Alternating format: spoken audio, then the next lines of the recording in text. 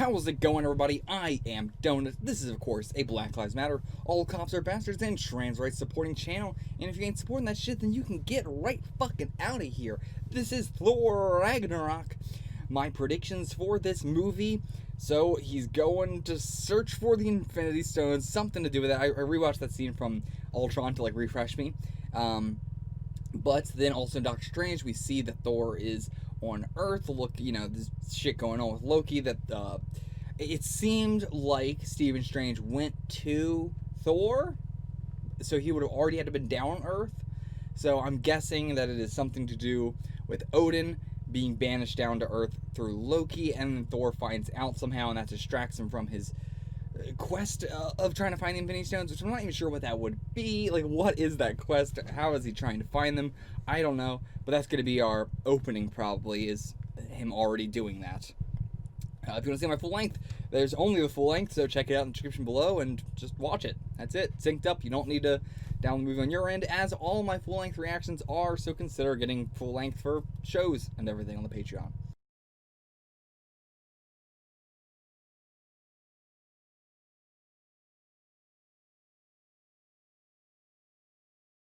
Okay, we are here for the discussion, and before we're talking about any of the movie, you wanted to talk to me about Korg. Korg. God damn it. This is not Kong from Ultimate Spider-Man. This is Korg. Korg. Well, why? Hold on. Korg and Miki. I mean, Korg was definitely the only one that spoke, I guess. Yeah, Miku's just sort of there as a buddy. Yeah. But okay, what? Okay, before you even ask me, Korg was so weird in this movie. What the fuck was going on with Korg in this movie? Why did it keep just cutting to them so randomly? And it really felt like everything with Korg was filmed separately from the entire movie. Especially the end thing, where he's like, oh hey, we're about to get on that ship, you want to come join us? And it's like, what? What doesn't even make any sense? How are you down here? How did they get down there? Okay, tell me about Korg. What the fuck is going on with Korg? Okay. My guess is that somebody won something and they were able to be in the thing, and it was like, we'll just record you ADR, and we already have the character made, because the character doesn't match up with the voice at all either. Like, it's okay, so that's my guess. It's a little right, a little wrong. Ooh. In a sense, in that Korg is played by Taika Waititi, who is the director of the movie. Okay, I've heard that name before. Yeah, he's a very indie filmer. He kind of hates Hollywood. Okay, really? Because this felt like the most Hollywood movie. Like, this was so much more of just a standalone movie than all the MCU. Even though it relies on so much stuff, it felt like they were going for that, what a normal movie's formula is, rather than like an MCU's formula is. Yeah, like, I'd say that's what makes it distinctive, is that they brought him in. Like, when they brought him in, they also specifically said, please do not make this like Thor 1 and Thor 2. Like, I can see that. I can also see from the trailers and everything. I did watch the trailer. I've been trying to watch the trailers after, my reaction to get an idea of what people knew. Which, by the way, of course they fucking put Hulk in the trailer. I can't believe that I thought that they would have the semblance. Let Sony make their fucking trailers. At least Sony didn't put the twist from Spider-Man. Yeah. But yeah, like, the pre-production of this movie was a lot of, we gotta do another Thor movie. Like, we can't just slip him into someone else's. We already said we're gonna do Thor 3. Going to try and face forward more. But we don't want it to be bad like the first 2 Thor movies, as said, like, internally. Sure, yeah. So they got Taika, they got some other writers as well. Like, it did go through quite a few drafts. And the one thing they insisted on was, like, feel free to do anything you want with Marvel properties. We'll let you have free reign.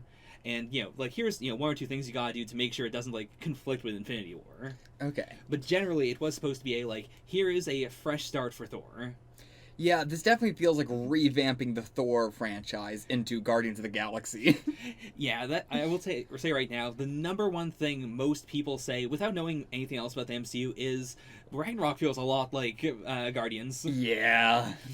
I'm very worried about where we're going with the MCU going forward. Okay. Because, I said it in Guardians 1. I didn't really bring it up in Guardians 2 because there wasn't a whole lot of it in Guardians 2. But, boy, I'm just not a fan of the space battles. Sure. They're not fun. They remind me of Star Wars. And Star Wars aesthetic is I will never watch Star Wars because I just don't like the aesthetic. The aesthetic is Okay. very bad to me. I don't. Not in terms of like I hate it, but in terms of it's the least make me want to watch. Okay. Right? Like Star Trek's, aesthetic, makes me want to watch that. Or like other, sci-fi space battles I'm not opposed to. It's specifically that like the spaceships are in here, like the planets are in here, or Guardians, and Yeah. Yeah. I'd say the thing people usually say about the Star Trek aesthetic is it's a used future. Sure. Like Star Wars is a used future. Star Trek tends to be more clean, more like all this stuff was just made. Like it's much more idealistic. Whereas the Star Wars look, and then like the Guardians look, the like Sakaar look, it is a lot of like it's a scrapyard, or like this is stuff that's been around for a long time. Like the planet, sure. Yeah, Okay. I'll give you that. Yeah, the planet. Okay. Yeah, I guess I don't actually really think of anything when I think of a Star Wars planet. Really? I know of the cold one and the hot one. Okay, fair. I know of that. I know there's an ice one, I know there's a desert one, and there's a pit. That's all I know. So I guess I don't really know what I mean when I say like the planets remind me of Star Wars. I guess I was talking out my ass when I said that. All right, fair. But the ships do. The ships and the technology do. Okay. It's all that super bulky, feels like it was like it is it's old-timey future stuff. But not like Jetsons, not like that. Right. It's even earlier past future than that. Yeah. But yeah, so especially the whole scene where they were fighting, on the like jumping out of the spaceships and fighting, felt like, again, my new catchphrase that I can consistently keep saying more and more for some reason. As someone who's never seen Star Wars, that felt like the most Star Wars thing I had ever seen. Like that specifically felt like somebody being like, "Oh, if Thor was in fucking The Force Awakens, he could just do this." Okay, that's what you mean. Yeah. I don't know what other people would have thought I meant. What do you mean? I thought you meant that as a like Thor jumping on planes and punching them out is very Star Wars. Like that's something a Star Wars character would do. Okay, no. Just like the vibe of it. Okay. The vibe of I don't know what I'm talking about. Let's Sure. move on. So what Yes. is the point of Korg? I mean, he is very much the director. But I mean, like Happy had a point. Yeah. Happy was the director. I mean, I think a big part of it is also that. Like, why is it so weird? I guess not wondering what is the point of Korg. I know what the point of Korg is, or at least what they were probably planning to do with Korg. Because again, we'll also get into watching the trailers and the teasers. They clearly were trying to do something different with the movie, and then change. I don't know what they did. Yeah. But so I kind of know what they were trying to do with Korg. But what was the like? Why is it? Do you know why it feels so weird? I mean, it really is just the director's aesthetic, which is also why I'm saying like the director. Like a big thing of his movies is he will just put himself into it, or like he has a lot of comedy that is a very like you do the whole thing and then there's a beat and then you cut to like someone who's not in the scene and then they do a thing. Okay. Yeah. I guess. Like, Guardians does that a lot, but it doesn't ever feel so extremely ADR'd and so extremely like this is a 15-year-old child recording this in their closet and sending it in. It's just what it felt like so much to me. As far as I know, the only Make-A-Wish influence in this movie was when Thor says that he's a friend from work. Okay. That was specifically a small child who was dying who came onto the set and said, I think that would be a really funny thing for Thor to say. Okay. I mean, that's a good line. Yeah. Yeah, it's a good line. It's also in the first teaser, so like that was pretty early on. Yeah. Yeah, this movie really felt like they built the Hulk fight and then outwards. I will say it is A, Hulk fight / Hulk being there, and B, the end of Doctor Strange. Because specifically, Blake Tyke is also a very like low budget director. Yeah. So when he heard the Doctor Strange was done and they were tearing down the sets, he went in and he was like, "Hey, can I do a scene real quick? I don't know how this is gonna work, Okay. but I really want like if this is all here, it's a waste to not use it. So I'm gonna use it real quick." It did feel really weird. I don't know why Stephen Strange is in this movie. He didn't need to be at all. Yeah, like he is not there for a like Thor line. He's not there for the whole movie. He is there entirely so he can say, "Hey, by the way, your dad doesn't want you to know he's here. I'm going to show you where he is." Yeah. It is very slotted in. You could edit out. You could take it out entirely and just have it be he was at the retirement home. Like, there's no real like. They had to have a reason for why Loki wouldn't know where he is. Yeah. And so, that you could just take it out entirely and it wouldn't change the movie in any way whatsoever. I mean, it is possible to edit it around, so it is like Loki falls into the portal, Thor doesn't see the note, but instead he also goes through a portal, and then they both just portal into where Odin was. Yeah. Because they go in through a portal effect. Yeah. Oh, by the way, what the fuck was happening with Doctor Strange in this movie? Like, what was going on? We never seen him use any of the things that he did this movie, except for refilling the beer glass. Yeah. That... Like, I didn't understand what any of what he was doing was happening. Because it didn't seem time-related. Yeah, it wasn't supposed to be It wasn't time, and it wasn't like... it's not like, oh, he's so powerful now he doesn't need to do the, hand stuff. Yeah. He still does, to make portals. So what was happening? You're not gonna like this.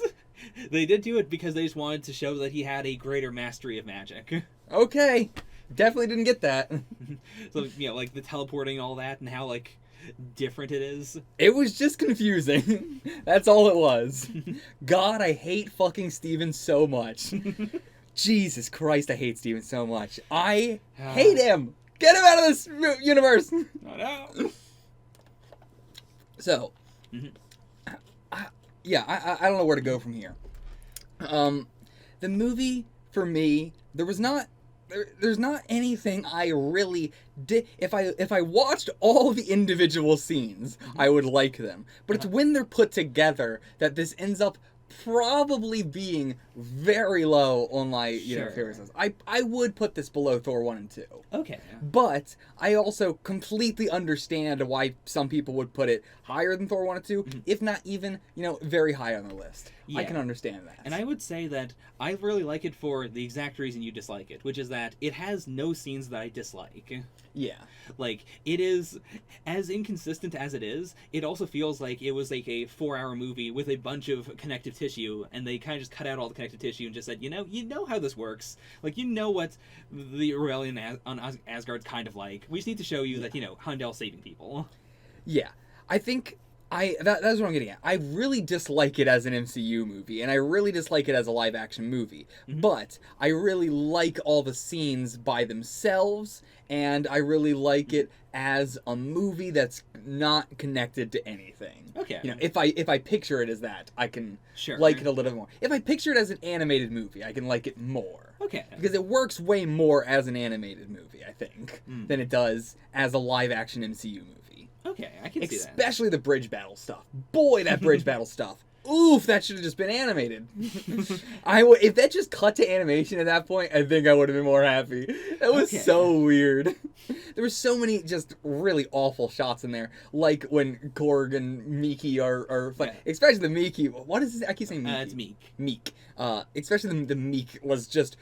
probably the worst shot in all of the MCU, I think. In all honesty, probably the worst CGI shot they've ever done. You showed me the scene. It is like a 2-second shot of Meek falling over and just being on the ground. No, I mean, even before that, like the scene of Meek fighting to him falling over, like all that, even in the background, all the people are like terrible looking. Oh, and I mean, yeah, just nobody did anything cool on the bridge. Sure.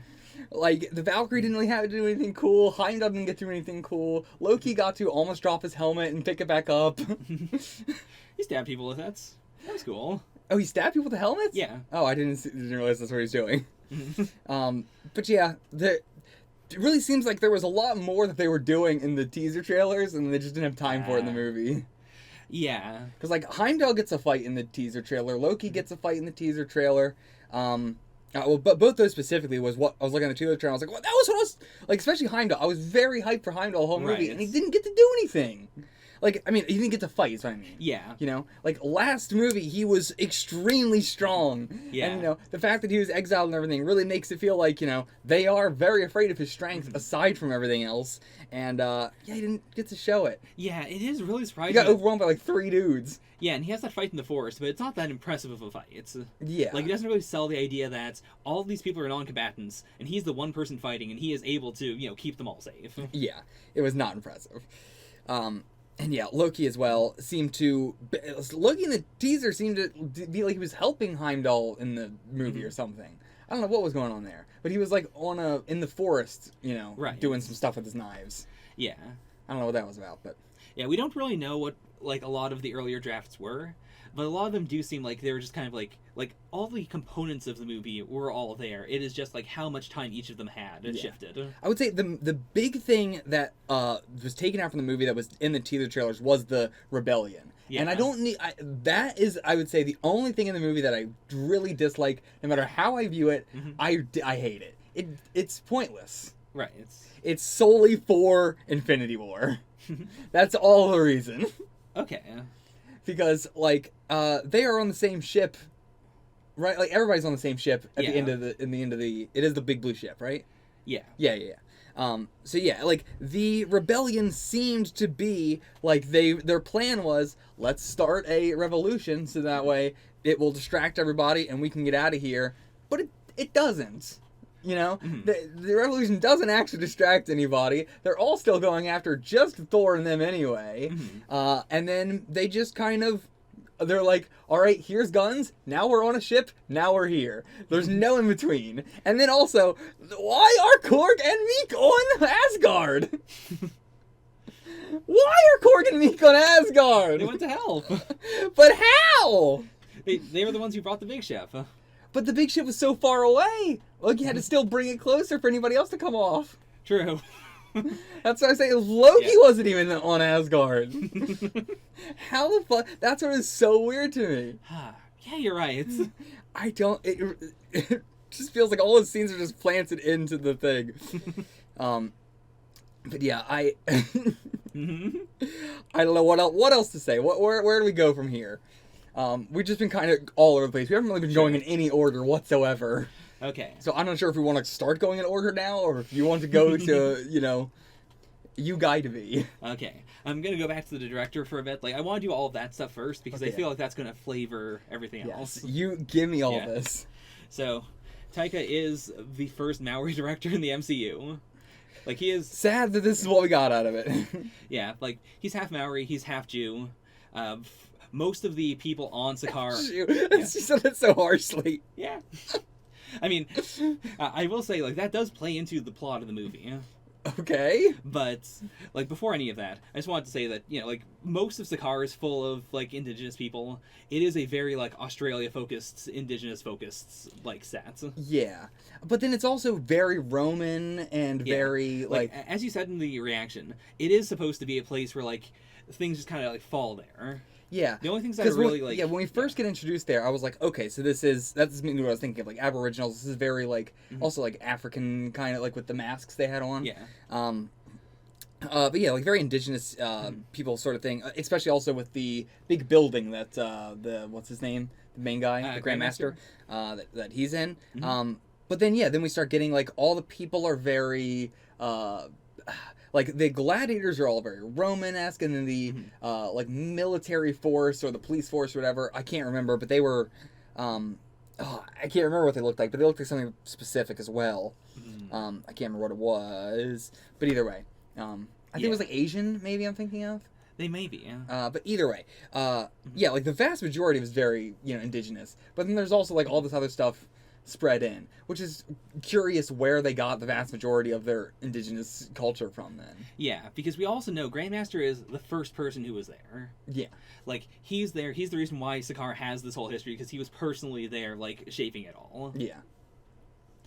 So, yeah, like, we don't really know where that culture comes from. Also, there are Sakarans, which, if you won't remember this one, in Guardians Volume 1, they are the people that Ronan has as his troops. They're like the bug people. Okay.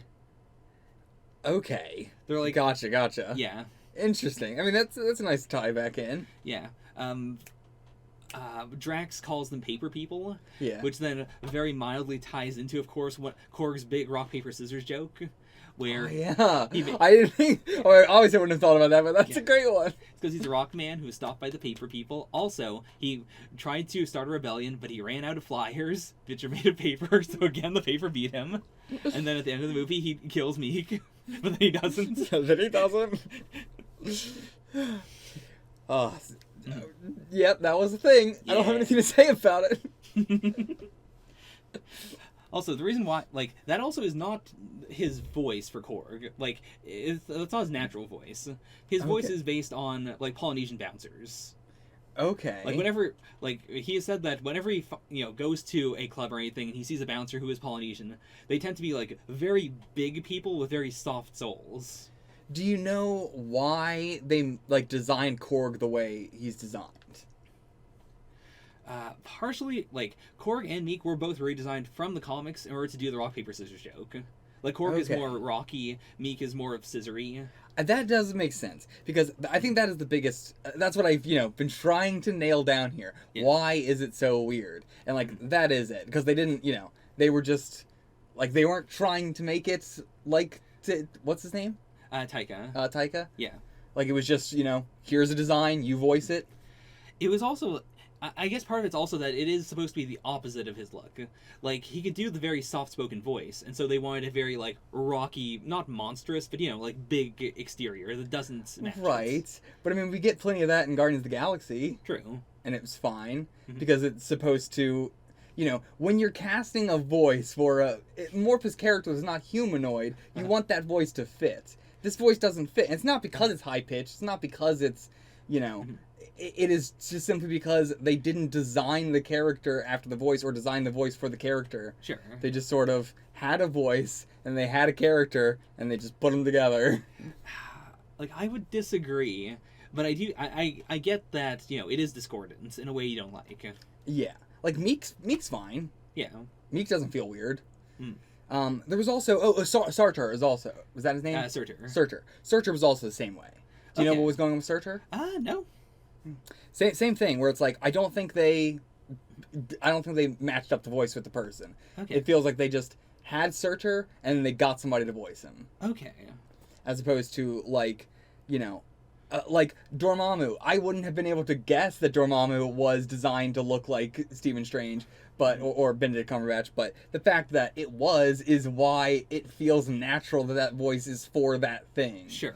Or also any of the things in Guardians of the Galaxy. Right, I mean, Guardians of the Galaxy is such a great. There's so many creatures exactly like Korg in Guardians of the Galaxy, and they don't feel weird because they made sure that they wouldn't feel weird. They made sure that they matched, the lips flaps matched and all that. Right. Surtur was the biggest. Surtur's not, his voice does not match his lips. Okay. Like his lips are too slow for how he's talking. Mm.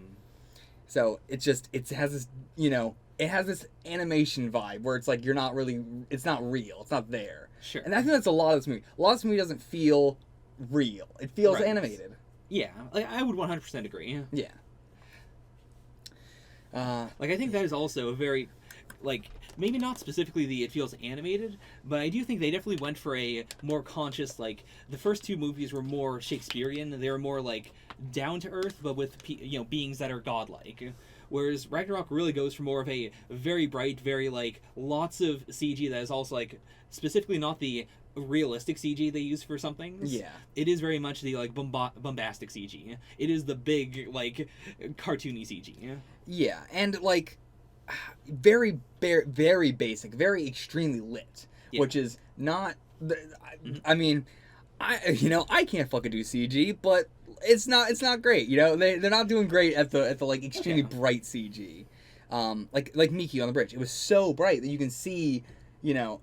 Even if I don't know this, my brain can inherently know that like these shadows are not matching up, this lighting is not matching up. Your brain can just tell. Yeah.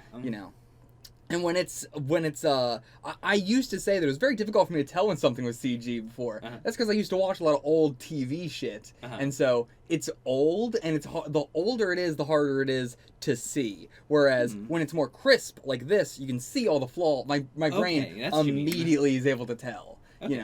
Whereas before, if I'm not looking for it, I might not even be able to tell something is CG because it's all looks like lower resolution. It's all 10 or 480p or whatever. Okay, that's what you mean. Yeah. Yeah.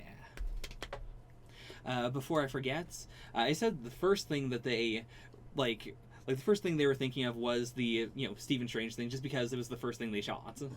The second thing was everything on everything with Hulk, really, because this is not an adaptation of any Thor comic specifically. It is. It's also not a direct adaptation of anything, but it is mostly based on a comic book series called Planet Hulk. That makes sense. I felt halfway into this movie that this feels like this was a big Hulk plot line, and Thor's here now. This is a big in addition to giving Taika the freedom to do what he wants, this is also they can't legally make a Hulk movie. Yeah. Or they can't legally make an Abomination movie or anything based around a Hulk character, but they can use them just fine. So having it be a half Thor, half Hulk movie was, the only way they could do a big Hulk thing without it just being the Avengers. Yeah. It doesn't really, it's not much of a Hulk movie because it's not like he has a character arc throughout the movie. Yeah.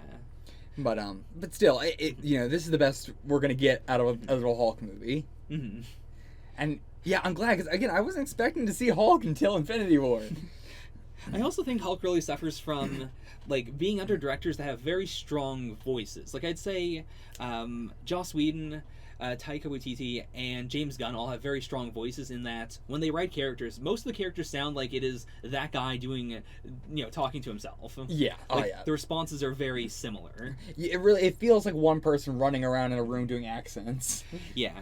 And while I do, there's sometimes where I don't like it, sometimes when I do, it's personal taste. Yeah. But I think specifically for Hulk, he does suffer from being in the Edward Norton movie, which is a very strong, pre-MCU thing, and then going to the Avengers and the second Avengers, which are very, very written in Joss's voice, and then this, where he's written very much in Taika's voice. Yeah, it's hard for me to talk about Bruce Banner as a character, because I've been told a lot of what Bruce Banner is a character, but me as a person, it's hard to intuit what Hulk is like as a character. Thor as well. I kind of get Thor, but it's hard for me to be emotionally attached to him. Right. That was a big thing. This movie, they were trying to go different from Thor 1 and 2. Thor 1 and 2 are very Shakespearean, very drama heavy, very on the Thor and Loki side of things, and I love it. I think the best stuff in the MCU was the Thor and Loki stuff. Okay. And then this movie, because they feel like different characters, I have to, Thor 1, don't care much about Loki and Thor. Thor 2, by the time then, I'm more invested in them and I care about them a lot more. Mm-hmm. So this movie is the one where I am being introduced. It is I am being introduced to Thor. I am being introduced to their father for the first time. I'm being introduced to Loki for the first time. And so, their father dying in this movie, I feel zero impact because it is as if he was introduced and killed off in this movie. Sure. Because they're just so different characters. And not that he is that different of a character, but just because of the way that Thor and Loki are so different characters, that them interacting with him is such a different experience. Yeah, I getcha. And I think that was big. Thor and Loki's personalities were so different to this movie that I didn't really care anymore. Right. Everything seemed patched up. Even though it wasn't, everything seemed patched up. Okay. Even when he went to Asgard and was threatening to kill him with a hammer, it was everything really seems kind of, chill right now. It seems like he doesn't really care that much. Thor did not, he was just kind of joking around. Yeah. He wasn't really that worried. Sure. And I would be is my father dead? What is going on? This is crazy. And Thor's just let's play some jokes. Let's watch this whole play. Yeah. The play was also it's so funny. A lot of the stuff with Loki is very funny in this movie, but it's so different from how Loki is in all the other movies. Yeah. I was oh yeah, Loki's definitely going to be in Infinity War. He's definitely going to fight alongside them, not as an ally, but kind of like an ally. And so that is definitely happening. For sure, it's got to be happening. But I can't say I'm excited for it. I don't really care. I'm kind of like Loki has gone very far down on my like villains list. This is the dark side of a reset, in that what they were going for, and what a lot of people took away from it, was we're gonna, we kind of remember all the stuff that Thor and Loki did, but this is also a fresh, like, new direction. So it's like all the goodwill from the past stuff plus this stuff. Whereas I'm pretty sure, like, in your heart, it is a hard cutoff of like, okay, those were Thor and Loki there. This is new Thor, new Loki. Yeah, because like most of like the stuff doesn't really, I feel like, tie back up, or like all of Thor's emotion is kind of like gone. Okay. Thor's very not emotional this movie. He's very just kind of go with the flow, you know? Like he's trying to get home, but in trying to get home, he's just kind of like going with the flow. Okay. Like he's not, I don't know. Before he used to be extremely doing, you know, extremely doing. It's the best way to put it. Very tenacious. Where in this, he was a lot of like trying to get other people to help him. Yeah. I'd say a big part of why he feels different is the fact that, like, a big part of the movie is identity. Most characters who have an identity scream what their identity is, or they're very specific about, like, I am this, and other people tell them, you are like that, or what are you, or you're always like that. And a big part of it is when Thor loses Mjolnir, like, no one respects him anymore. No one uses the right name for him. He consistently says, I am Thor, God of Thunder. No one calls him that. The closest is the Grandmaster, who calls him Lord of Thunder. Yeah. But not even Thor, Lord of Thunder. It's just Lord of Thunder. Everyone else has nicknames for him. And it is like, he kind of just coasts along on nicknames until the very end, when Hela just asks, like, what were you a god of again? And then he finally has the big brain blast and goes, oh right, God of Thunder. Yeah. Or rather, not God of Hammers. Sure. But I do think a lot of what I like in the movie is also very thematic stuff that will not hit very well because, to you they feel like very different characters. What else did they have, like, the identity stuff in, of, like, the you are this way, I am, like, you're saying people, like, screamed their thing, but I just can't think of an example. Like, you got Loki, who is, he is the god of deception, god of lies, and that is more of a, like, he consistently tries to backstab everyone, but at this point, like, either no one, like, someone with the Grandmaster doesn't really care, like, he's not really manipulating the Grandmaster. Yeah, I don't know how he got so high up in the Grandmaster in a week. It was a few months, actually, right? He said a week. I'm pretty sure it was a few months. Oh, I gotta check that right now. Hold on.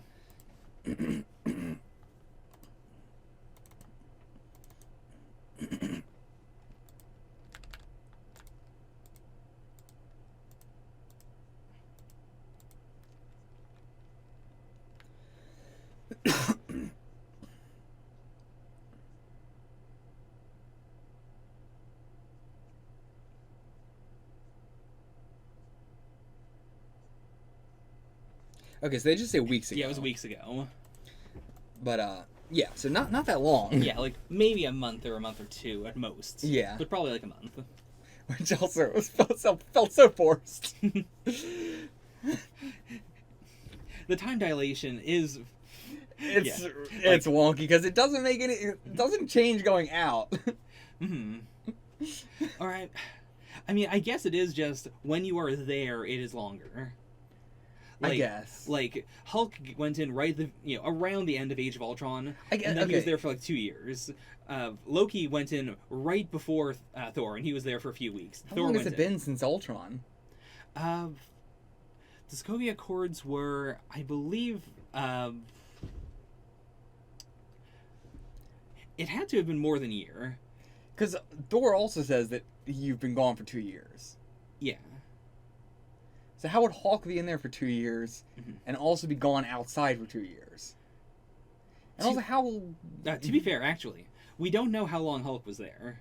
Okay, I was just going off you saying this. Yeah, Thor says 2 years, and then Banner says 2 years. Banner was unconscious for the whole time. And I do remember specifically, like, the production team said that, like, Hulk has aged the way he does because he has aged. Like, every time he's come out up to this point, he's been basically a baby, but with, some residual brain power from Bruce. Whereas this is, like, he can now speak in full sentences. He can now, like, follow multi-part sentences. Yeah. He now, like, he is more of, like, a 5-year-old now. Okay. or like 4 to 5. Okay. So that would make sense if it, like but when I did the recap for this, I thought it was like, okay, in 2 years he aged like 4 to 5 years, but I think it may just be, he's been there for 4 to 5 years. Potentially, and that would explain like the differences in the Hulk and everything now. Yeah. Yeah. I am glad that finally got confirmation on the thing that I've been saying since the beginning of this thing, that I've gotten so many comments fighting me on, and I don't know why, because they say here in the fucking movie. Say it. That up till now it has been like on the wheel, as in the consciousness, been one hand Banner, one hand Hulk, whereas now it is 2 hands Hulk. Right. Whereas everybody before has been telling me, no, Hulk is in full control the entire time. Banner can't control it in any way. And I'm like, no, clearly he can control it. Yeah. Like, it's not a full control, but he can. He is controlling it to some degree. Yeah, like, it's not 50-50. Hulk does gain more control in certain things, like when he's going berserk. But then Banner has more control in other scenes. Yeah. Yeah, you're right. It's not always 50-50, but they are sharing the... It's, they both have hands on a wheel. Hulk can pull it this way more. Banner can pull it this way more, but they do have 2 hands on the wheel. Yeah. And I do view Incredible Hulk as being, like, Banner's so scared that he has a hand, but he doesn't really know what that means. And then by the end of the movie, with the meditation, when his eyes glow green, like, that is him finally, like, understanding their relationship. Sure. Ish. I took that more out of had no control, got control at the end of Incredible Hulk. From Incredible Hulk forward has been 1 hand on the wheel, Banner, 1 hand on the wheel, Hulk. Okay. That has been my interpretation. Yeah, I think that makes sense. I think we're saying the same thing, but, just slightly differently. Yeah. But I mean, I did. The Hulk was the best part of this movie. Love the Hulk. Like, there was one thing that I didn't like with the Hulk, which was just like him having to fight at the end again, which he didn't need to. It was, it was one of those things where, for a movie sense, he had to. Right. But I think it would have been a better end, and he would have actually been able to have a character arc if he, chose to not fight in the end. And even if he just did something as Banner instead. Like, he could do a fight thing, but not like a fight, but like do something, like help Loki or, something like that. As Banner, which is what I thought they were going to do. Like, when they agreed, okay, fine, you don't have to fight, I was like, ooh, is that actually true? Is like, are we going to do an ending where Banner gets to do something and not Hulk? No. Yeah. Nope.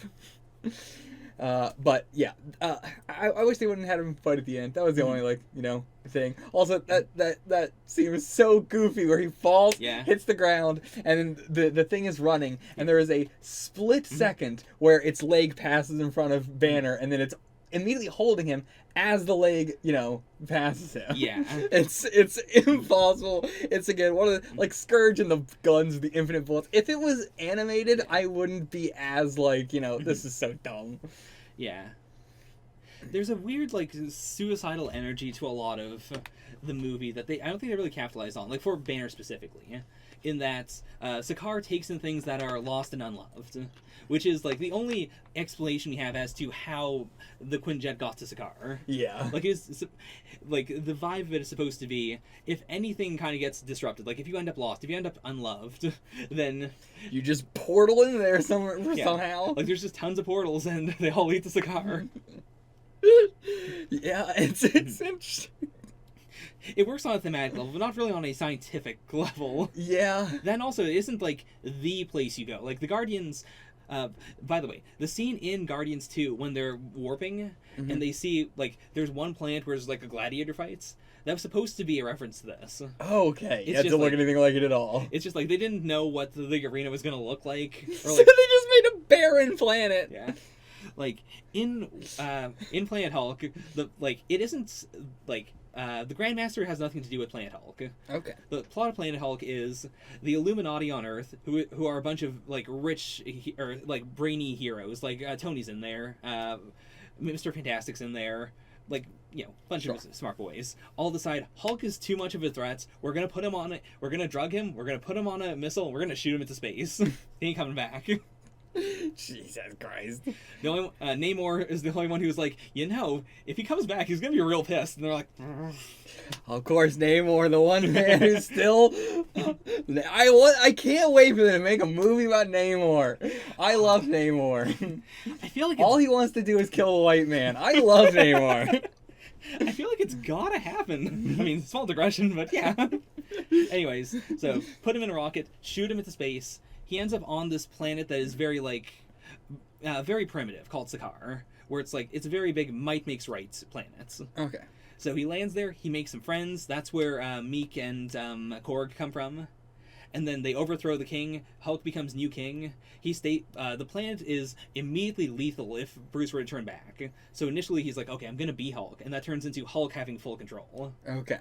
So he gets a wife, he gets kids. So they sent him to a planet where he was going to die? Yeah. God.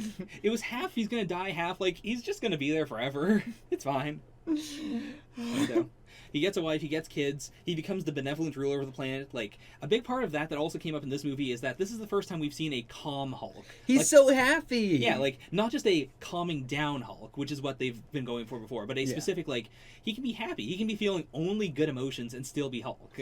Yeah, that was the best part of the movie, was just all the chill Hulk scenes. Yeah. Hulk having fun was something that I never knew could be possible, and now it's all I want, and I know it's never gonna happen. I felt so bad. If anybody dies in Infinity War and doesn't come back, it's Hulk. Oh no! I know they would do that as a movie thing. But it made me feel so bad when Thor was saying, like, you're the worst Avenger. Everyone hates you. We all talk about how much we hate you because, like, Hulk is like a 5-year-old. Yeah. It felt really mean. It did feel really mean. I was very mean. Thor's a mean man. He is a mean man. Meanest Avenger. I do think that is Thor's thing, meanest Avenger. That was, by the way, some of the funniest scenes was just the Quinjet stuff of, him listing out so many names and then going, strongest Avenger. Wrong. Strongest Avenger. Like, that was the only one he tried twice for. Point Break, by the way, was during the big ol' fight against the Chitauri in the first Avengers. Right. Yeah, Tony just yells Point Break at some point. I guess later on he was like, by the way, I'm gonna make that your Quinjet name. Yeah, you told me that off camera just as by the way, that's what that was. Yeah. So, where do we go from here? We've touched on everything a tiny bit. We haven't touched on at all in any. That's what I'm saying. We touched on everything in a tiny bit. We haven't even covered anything in a great detail. Yeah. But should we go to what's her name? Hela. Sure. We haven't talked about her at all in any way this movie. I think that might be the only thing I didn't like this movie. Really? Yeah. I said I liked all the scenes. I like all the scenes where she's in, but again, as a plotline, wasn't a fan of it. See, I'm okay with it because what they were trying to go for, which to be fair, if it's not obvious, then it's it's a failed writing thing. Let me say, I like the stuff that she brings up about Odin and all that stuff, but I feel like it's stuff that we already talked about. I feel like this is all Thor 1 stuff, but just, by the way, we're doing it again. See, I feel like in Thor 1, they really glossed over a lot of Odin being a bastard. And specifically, like, the idea that... Yeah, I mean, people fault me on that all the time, so yeah. Yeah. But I mean, the fact that people fault me on it means that they didn't get it from this movie either. True. Yeah, fair, because I will say a lot of my defense for people fighting you on movies is like, okay, that's stuff from the future that they are now applying to the past when that was not the case at all in this movie. Yeah. But that is something where, like, you cannot say Odin was a good guy. He was never a good guy, at any point. Like, I mean, first of all, the movie is very much about colonialism. That is the one thing Taika wanted to do, because, again, he is half Maori, half Jewish. So what Thor 1 was about, though, to be fair. It was, though. It was very colonialist. It was very Odin saying, every time I say Odin, I'm thinking of ODE. Yeah. Saying, like, I mean, it was all about exactly everything that we learned that happened to Hela happened to Thor in Thor 1. Yeah. I mean, that makes sense. Like, I will say... But I'm saying, you're saying, like, was it clearly? Yes, it was. It absolutely was. It's the exact same thing as this. Sure, fair. It's just that they didn't touch on it as much, but you can't say that it wasn't, because it was exactly the same thing as this. It was there. And, like, the movie makes it not unbelievably clear, but pretty clear that, like, each of Odin's children are, like, they are Odin at a point in time. Like, Hela is literally just Odin from when he was building Asgard. Like, when he was the Great Conqueror. Loki, I would say, is the Odin that we know. Like, he is the one who lies to everyone. He is the one who, a little bit more too... like, the difference between Loki and Odin is that Odin is very, like... He is done an extreme amount of horrible shit and now tries to pretend that he hasn't. Yeah. Whereas Loki is the do a bunch of horrible shit, pretend that I haven't, continue to do more horrible shit also. Yeah. I think that is the difference. That makes sense. And then Thor is, like, Odin writes, at the end, / what Odin kind of wanted to be. Like, he is the... Like, he's the one who Odin said specifically, like, you are going out there trying to be a conqueror, don't. Like, a king should not bring this kind of thing upon his kingdom. Yeah. Like, it is a very much do what I say, not do what I did. Basically, yeah. Mm-hmm. Yeah, but it is the fact that he hides it and everything like that. Yeah. Which is going to be interesting to see how we go going forward. Like, if Thor is very upfront about all of the extremely terrible shit that he has done throughout his life. If he's going to be king of Asgard, he's got to be very upfront about that. Mm-hmm. And I hope that he's going to be a better king of Asgard, because this movie was all, I didn't want to be king of Asgard. That's why I agree, Odin's awful. That's why I don't want to be king. Yeah. Very end of the movie, I'm king now. Yeah. For no reason. Why not make Heimdall king? They could. I don't see why not. He seems to be a better king. Yeah. You're not wrong. Yeah. Because I also do think it does feel weird for it to be a, like, how do I put this? It feels weird that this is a movie that is, that says a lot about, like, if you are colonial, then, the shadows of what you have done will come back. Like, you cannot do a bunch of bad stuff and then say, okay, now here is where the line is drawn. Yeah. Now we're going to define good and evil after we did a whole bunch of evil. And it does end with, the son of this colonialist being, the ruler. Yeah. As opposed to, like, someone completely different, or someone who is, an Asgardian but different. Like, Heimdall would have been perfect in that. Heimdall would have been perfect. Especially because he does prove himself. Like, Thor does go on this big spiral in order to, like, re-find his identity at the very end. Mm-hmm. But Heimdall had a clear identity from the start of, like, even in Thor 1 and 2, like, he never sided with just Odin or just Loki when he took over the throne. It was always, he stood with the people of Asgard. He helped Thor in Thor 1 because he thought Thor was better for Asgard. Yeah, exactly. I think I cannot imagine a better king than Heimdall. Yeah. And it feels really weird that he's not. Especially after everything that he did this movie. Yeah. While Thor was away trying to find Infinity Stones that he didn't find a single one for. It's like, it's kind of hard to be like, oh, Thor was busy. It's like, we didn't fucking do anything. Yeah, again, like, we would have gotten that a lot better if we had seen some, like, like, if the Surtur thing even was a quick montage of him going to other places and trying to find the stones. Yeah. Or something like that. Know. Like, yeah, because then that would... Because it does feel really weird that the end of Age of Ultron, not the end, but, like, Thor's plotline in Age of Ultron was, he sees this vision, he sees the stones, and then at the end of Ultron, he's like, okay, I'm gonna go find those stones. Pew! Yeah, I feel like you gotta have one stone in this movie, like, Surtur had another stone or something. You gotta do something like that to make it more, for me to not be like, Thor's just fucking around this whole time. Yeah. I think that is a very unfortunate collision. Like, the fact that he is more comedic and also that he hasn't found any stones. Yeah.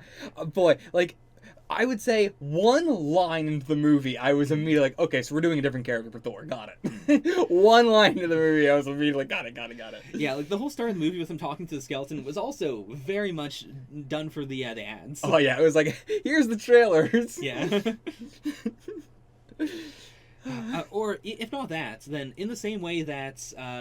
the Asgardians go to the Collector at the end of, what was it? Was it the Avengers? It doesn't matter. Yeah, but yeah, like, that was a quick touch on what the stones were doing. Sure. They could have taken any of the other movies, like even Guardians 2, like 5 different mid-credit scenes. They could have had one that was Thor, like, showing up and going like, oh, okay, so you already took care of this, or, I'm looking for the stone, do you know where it is?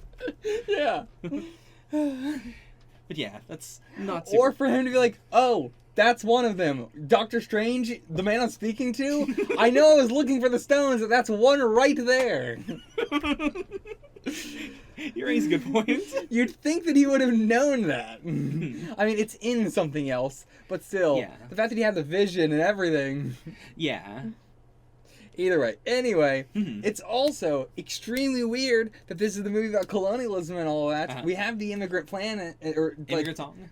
yeah, we have the immigrant planet. We have like the indigenous peoples, and then the immigrant song plays when he's fighting a bunch of volcano monsters and a bunch of undead people. Yeah. What?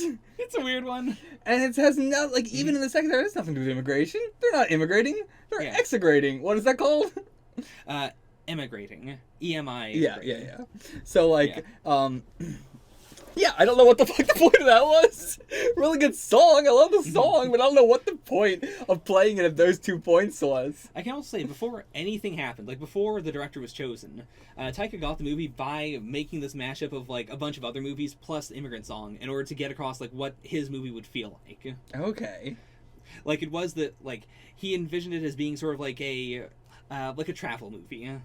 Like one of those going across America movies, but it's like going across space. Okay. That wasn't what it was at all. Yeah, that kind of didn't work out. Also, in the trailers, Ragnarok does seem to happen not because of Surtur.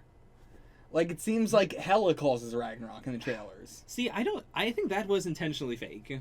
Okay. Like I think they cut that specifically to make it look like that. Because a big part of the like lead up to the movie was also saying this is Ragnarok, but it's not what you think it is. Okay. Yeah, like that. Also, there is at least one trailer where, when Thor like is on the bridge and he's got his electric powers, both of his eyes are glowing, and they did that intentionally to show that because they want to hide the fact that he loses an eye. Oh, okay, gotcha. I was like, okay, what's the point of that? Oh, yeah. But yeah, like there are some things in the like parts of the trailer are definitely just scenes that they did not use, but other ones are like there's like at least one lie or two. Okay. Just like I don't know how I feel about that. That's kind of lame. I hate that. But okay, where do we go from here? Back to Hela. We didn't finish. What were we gonna say first? That's like I do find it. Like, she is, of the three siblings, she is the one who is most beholden to Odin. Like, even though that isn't what he wanted anymore. Like, she is simultaneously really mad that he went back and lied about all this stuff, while also being, like, the executioner. Like, that is the thing. She is still the executioner of Odin's vision. Yeah, like, absolutely. She wants to conquer more planets. She wants to destroy stuff. She wants Asgard physically. And, like, she is tied to Asgard physically, as opposed to Thor and Loki, who, decide that Asgard is the people, not a place. Mm-hmm. Like, to Hela, Asgard is a place. Like, she would kill everyone there, and then just bring more people to Asgard the place, and, conquer from Asgard the place. Yeah. Like, that's even tied into the fact that she uses dead people. Which, I don't know, like, I guess that is just the thing about her character. Yeah. Like, all of them have such different characters, because now I guess all of them, I don't know if she had a specific power that was tied to her. I wouldn't say specific power. Like, even the fire, like, that's not her thing, that is just her using the eternal flame. Yeah, right. Her, like, blade things, what is that? Do we ever explain that? Not really. Like, Loki also kind of does the same thing. Okay. Like, the blades he keeps on, like, pulling out of his sleeves. I thought he just has those. Eh. I mean, I guess with Loki, it's more magician-like, Yeah. You kind of assume that he just has those on him somehow. Yeah, like, they are... Or that he's teleporting blades to him or something. Yeah, like, all of Thor's effects are very, like, bombastic, or they're supposed to feel very bombastic, whereas Loki's are supposed to be more trickstery, and Hela's are supposed to feel more like death, or a Grim Reaper-y. Okay. Like, because she is the self-proclaimed, like, she's not even the goddess of death, she is death. Okay. To her, at least. Like, yeah. Not like in a cosmic sense. Yeah. But, it's whatever. Yeah. But anyway, the Eternal Flame thing, it's like, it is, like, they all have the potential to, like, bring back their dead soldiers. Yeah. Not as these, like, zombie things, but, like, as people. I don't know if they would have their brain or not. It's hard to tell with the dog. Yeah. But like, the Eternal Flame is also special because that is, like, Surtur's energy that Odin stole. Okay. Yeah. But I mean, what do you mean it's special? Like, it's not a Asgardian thing. Sure, I mean, like, they've had it this whole time. Yeah, they could use it this whole time. Yeah. Like, in the same way, like, they have the Tesseract, they could use that. They have the Casket of Winters, they could use that. Yeah. But, like, I mean, those are, better reasons for why they wouldn't. Like, what are they going to use the Tesseract for? But, I mean, like, travel, maybe, but they already got the Bifrost. So, like, why does it matter? Yeah. But, like, this is definitely, like, you know, they just let their people die for no reason. And, I mean, we didn't get the Sacred Flame. We didn't bring it with us, so... Well, they couldn't, though. Oh, true. Yeah. Went to Surtur. Yeah, but, either way, so, like, yeah, we don't have it going forward, so real unfortunate. Real unfortunate. I mean, they are Asgardians. They believe they go to Valhalla when they die. Yeah. And we don't know if that's true or not, to be honest. That's true. We legitimately do not know if there's an afterlife or not. They could use it on non-Asgardians, then. Yeah. Oh, yeah, you would be perfect for this fucking gang. Fuck everybody that's not Asgardian. We also, Hela does give us the quick reveal that the Infinity Gauntlet is not the real Infinity Gauntlet. Yeah, it's just so, like, fake. I was like, okay, well, I mean, it makes sense. We saw him take it, but I don't know where the fuck he took it from. Yeah. Like, that actually makes more sense, because I was like, how the fuck did he get there? Okay, well, I guess it's happening. And I kind of forgot all about that, but that does make more sense, that he didn't just show up at Asgard. The Thor thing was an explicit, like, in the same way that one of the early scenes for The Incredible Hulk was going to be Hulk does a big smash in the Arctic and then Captain America's in the ice. In the same way... You showed me that scene, by the way, and even with a giant arrow pointing out, like, this is Cap right here, I'm like, that's not fucking Cap. What are you talking about? In the same way, the Infinity Gauntlet thing was a funny, like, ha ha ha, we're gonna put that in Thor 1, and then by Avengers, they were like, oh crap, we could do the Infinity Gauntlet, that'd be really cool. Oh, right, it was in Thor 1, I forgot about that, it was in Thor 1. It was Thor 1? Oh my god. You forgot. After you finished, not Thor 1, I think, but at some point in Phase 2, I specifically grabbed you and made you watch that scene in Thor 1. Yeah, I do. My memory is terrible, okay? Oh, no. I have the worst memory of any human being. But yeah, that scene was there specifically because people were like, it's in Thor 1, and then, did Thanos steal it from the Asgardians? Why didn't they find out? What's going on? They had to do a quick, like, by the way, that ain't true. Yeah. Fair. I mean, it makes sense, too. Yeah. You know, just have all this fake shit in their vault. Yeah. It is such a big, like, they have lots of real gold that they've stolen from people, but then, even then, like, Odin still was not satisfied with having, like, actual, all the stuff from all these different cultures. He also had to have a bunch of fake stuff. Yeah. Also, Hela was so Looney Tunes in the movie with the constant, like, breaking of something to reveal something behind it. Yeah. Like, in both just the action is so Looney Tunes, and also, I don't know why it's so funny to me of Odin just being like, no, don't destroy it, just cover it up. Like... Yeah, I mean, it's thematic, you just cover it up. That's what he did, he covered it all up. But he didn't get rid of anything. Yeah, he just... Nobody's gonna look behind there. I love the scene of her doing, like, the almost Iron Man-esque ground pound to, like, open up the place where all of her undead soldiers are. Yeah. And then she, like, does a backflip in. It's so Looney Tunes. She's having so much fun. She is. Like, yeah, that's what I mean. Like, all the scenes are very fun. Put it together as a whole thing. Yeah. But...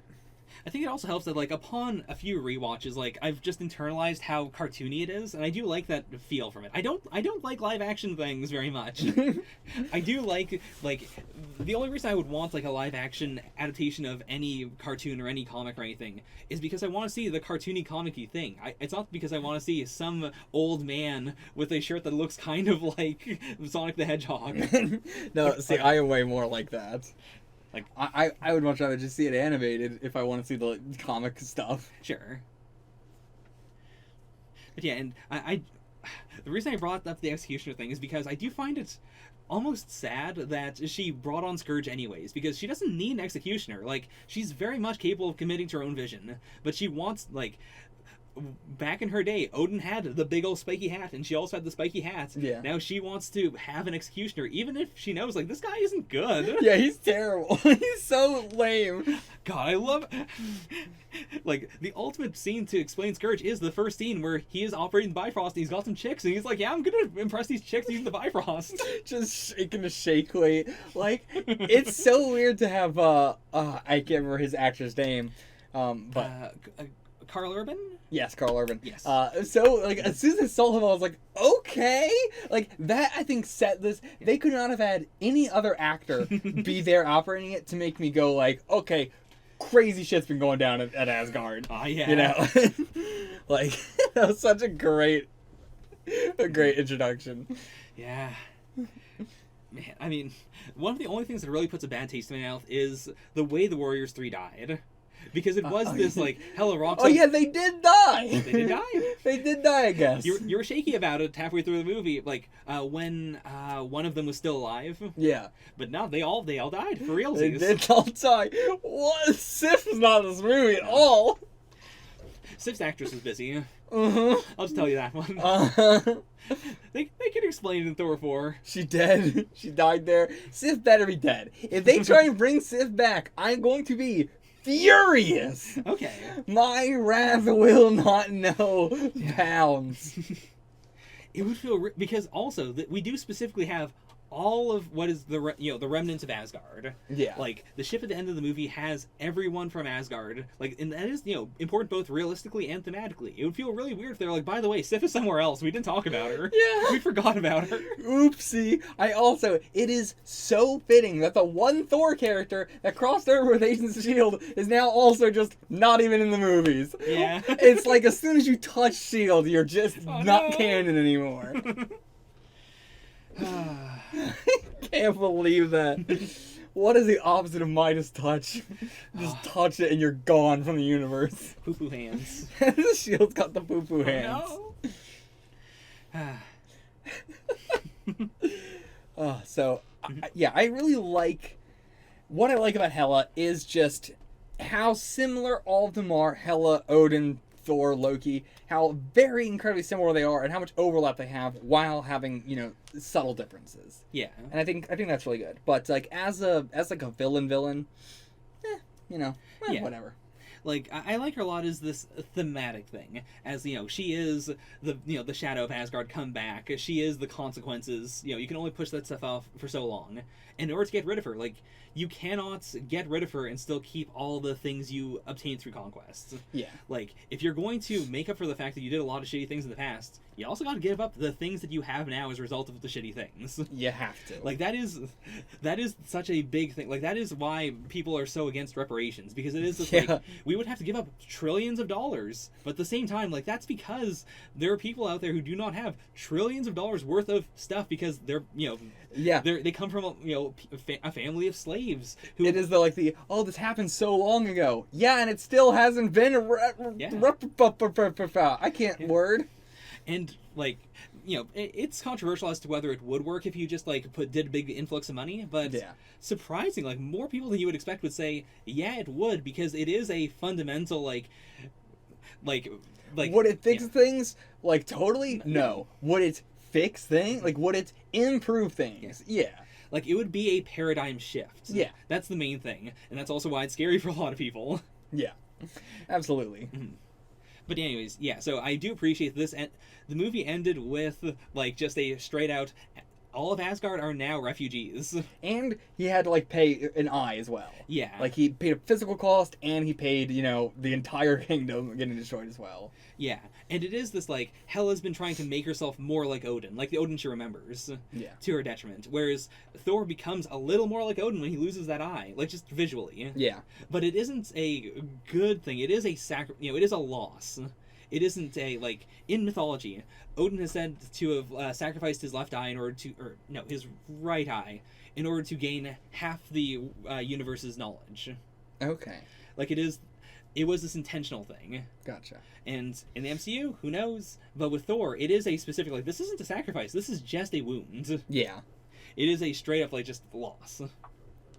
Yeah, I like that.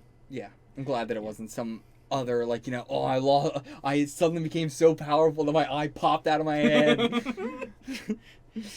I also Surtur is even less of a character than Hela, but I like it because the movie does not make him try to be a character. His thing is just, I want to destroy Asgard. It's not even I want to kill Asgardians. It is specifically, I am Surtur, I will destroy Asgard. And at the end of the movie, he is Surtur, he destroys Asgard. He blows himself up doing it. He's a better Copernicus. Sure. What was it? Caecilius. Yeah. He's a better Caecilius. That's kind of what they felt like they were trying to do with Caecilius. Yeah. I could see that. Yeah. The scene with Caecilius talking to Stephen for the first time really felt a lot like the that scene that you were just talking about. Mm-hmm. Yeah. Yeah.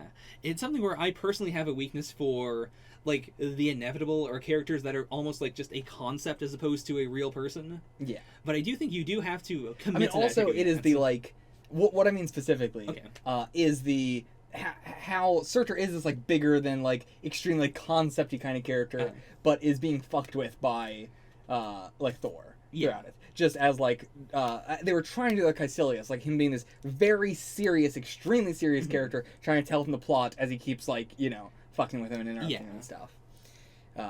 And so, that's what I meant. I get what you're saying there. Except, the only, you know, the difference being, obviously, that Caecilius is just a person. But that's felt like what they were trying to do, like, comedically with Caecilius. And it just wasn't really working that much. It was kind of funny, but Surtur was much better. I think also the comedy with Strange, like, in the movie itself, is very weird. Because he has this, like, sort of Tony, sort of jokey personality, but not really.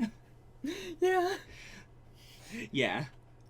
But, yeah, I do think that if you're going to do a character that is more of just this thing, like this plot device, this, like, force that you have to stop, I do prefer it if they're not also more of a person, because then you, like, you're splitting it. So then it is, okay, I'm supposed to care about this person, but also, they're not that much of a person. Whereas if it's one or the other, I find it easier to absorb. Yeah. I also found it very hard to absorb Dormammu for a very different reason. Sure. Like, you know, that it was... They were trying to go for that, but I didn't think they were making him feel like much of a concept, and it felt like more just like a person. I will 100% agree with that. Like, we're going kind of into Doctor Strange here, but to be fair, like, I will 100% say that. Like, Dormammu does not feel like the inevitable, like the one. No. It's just sort of like he lives in a place where people put things forever, but he never feels like he really wants to pull things in. I can see why they didn't call him the Dread Dormammu, because there's nothing dreading about him. Not too dreadful. No.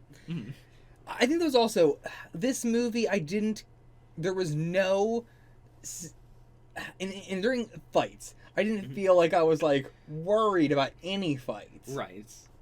Yeah, I think they really missed the beat by not having the Warriors 3, like, in a more serious-ish fight, because, like, they could have used them as these people have been around for a while. If they die, they're stakes. Yeah. But the way they died in the movie was this very quick, like, it doesn't really matter. Like, just boom, boom, they're done. And so I was just kind of like, oh, okay, well. Yeah. It made me, because there was no oomph to it, it made me think that something else was going to happen. Like, I was like, okay, I guess they're dead. But in saying it, I'm like, something's probably going to happen. They're going to use the Eternal Flame, bring them back to life, or, like, something's going to happen here. But then in the end, I just kind of didn't think about it at all. Yeah. Like, it wasn't until you said, I was like, oh, yeah, I guess they did just die. Didn't even think about that. Didn't even care. Yeah. And yeah, like, when a lot of people were getting slaughtered, it was just like, this is fun to watch, but, like, it's not... They were going so much heavier on the... It's kind of cool to watch Hela kill people. Yeah. So you didn't really feel that bad about them dying. I mean, it's the danger of intent, of, like... Everyone who everyone who is shooting a movie with really cool villains, like, the villains are gonna be cool. Like, you want to do cool stuff with the villains, but you gotta walk the tightrope of, are the villains so cool that you want to see them win, or are they so cool that you don't really feel bad about them in any way? It's also almost no blood. Yeah. Almost no blood at all in the entire movie. Very kid-friendly. Yeah, like, you will get stabbed through the entire gut, and there will be no blood in the sword. Yeah. Which also, I don't understand how Asgardians work. Did all Asgardians eat the Gumu Gumu fruits? It seems like all Asgardians ate the Gumu Gumu Nomi. They can take a billion Thor can take a billion punches by Hulk, but, like, piercing damage does work easy on him. Right. Like, easy on him. And I don't get that. Yeah. I mean, this is a classic thing in a lot of fiction, of, like, slashing damage is way more effective than blunt force damage. But even, like, Drax from Guardians is not that effective by slashing damage. Yeah. Like, with Drax, it is this very clear intent of, you're supposed to feel like he's invincible. Yeah. Whereas with the Asgardians, you're not supposed to feel like they're invincible, but they're invincible to bludgeoning damage. Yeah. Like, Thor, after taking the entire beating from Hulk, barely has any bruises on him whatsoever at all. But you can just take a knife and just go, and it's gonna cut him. Yeah. I mean, it is really weird that they didn't, like, put him in a healing pod or something. Because the last thing we see in that fight is Hulk flying, like, 100 feet into the air and then power slamming him. Like, all of his bones should be broken. It's the Hulk. Assumingly, the only thing that makes sense is that he did a zap thing that made the Hulk just fly back in the air and then land down somewhere else. And then they went the fight's over now, I guess. Like, that was so weird. Mm-hmm. It was a real cop-out to me. Yeah. And they're like, we don't know how to end this. Mm-hmm. It also genuinely felt weird to me that, like, the midsection of the movie is supposed to be Thor is losing his identity. He's weak. He's in a different place. But yet they wanted to make him feel stronger than the Hulk. Yeah. When it's the Hulk, like if there's any character in the MCU where you can go, okay, you're getting your ass beat by this guy and there's no way you can stop it, it's the Hulk. Yeah, I really thought this was going to be a, like, this is the worst case scenario. He doesn't have his hammer. This whole movie I thought was going to be a big, he doesn't have the hammer, and he's going to have to really struggle with the fact he doesn't have the hammer. Yeah. But he didn't really. Not really. I can't think of a scene where he struggles because he doesn't have the hammer. Yeah. And as much as, I get it's comedic, but Taika as Korg just straight up saying, the loss of your hammer is much like the loss of a loved one. Yeah. It's a joke, but it's also very much a cop-out. Like, you should have Thor come to that conclusion by himself. When he said that too, I was like, okay, so we are going to do that this movie. Right. But we didn't. We didn't. Like, I was because we weren't doing that up to that point. Mm-hmm. So I was like, okay, so we are going to start doing that. Like, that's going to make Thor start to realize, like, oh, maybe I do miss my hammer. Right. Because it didn't really seem like he missed the hammer that much more than. Like, he does oh, no, I don't have a hammer. Oh, well. And then it doesn't really phase him at all. Yeah. So, yeah, I for all the MCU I've been talking about, especially when, they did the thing where, who was it that slightly lifted the hammer a little bit? It was Steve. Cap. Cap. How did I forget that? But yeah, that I was like, what is going to be the thing and especially like when Vision picked up the hammer, and he was kind of fine with that at first, but I still thought like he's gonna be struggling with that in the next movie and stuff like that. But yeah, his hammer getting destroyed, kind of pointless. Yeah. I think the part that honestly hits a lot harder is the moment right before the hammer gets destroyed when Hela's holding it. Yeah. Because that is a clear, like, she is worthy, and also she is strong enough to destroy this thing. That's where I thought we were going with it. Like, she's holding him like, okay, damn, she can hold this thing. That means she must be worthy. Okay, what does that mean? That also must mean that she's not like a, extremely evil person or anything like that. And they do bring it back I up. don't know what being worthy means anymore. Yeah. Like, they do reference it in the final fights, where, like... I don't remember what the scene was specifically, but like Thor does admit that you are worthy. Yeah. But we don't touch on exactly what that means. Yeah. Like, if it is something defined by Odin himself, like maybe it also applies to what point in history, like Hela is worthy because that Odin was like, you're cool. Maybe, yeah. Because that's the only thing I can think of. There's nothing else where it's like, this is where Thor got to at the end of Thor 1, and he was able to lift Mjolnir. And also, that's where Hela is right now. Yeah. And, like, he did take the worthiness away from Thor. Like, it's not like Thor became unworthy and was like, oh, I can't hold the hammer anymore. Like, Odin was like, you ain't worthy anymore. So, it must just be like, I don't know how that works with Cap, though, or Vision. Yeah. Like, there has to be something inherent as well. Yeah. Like, without anything involving Odin.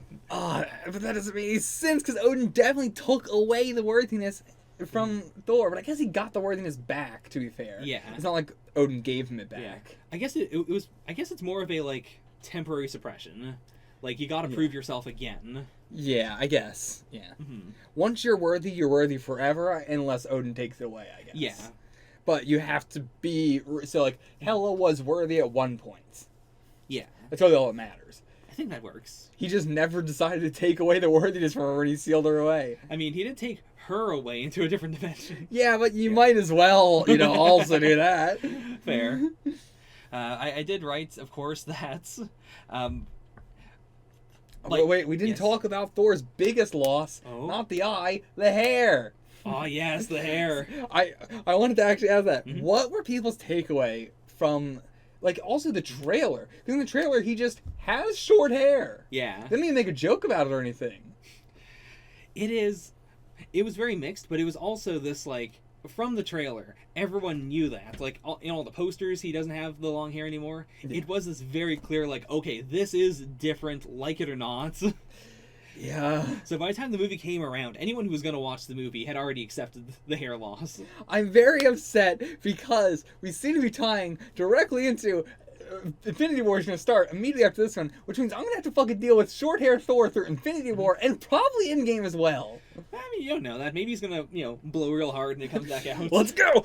Super Saiyan. I hope so, because this short hair looks awful. He looks like such a fuckboy. Yeah.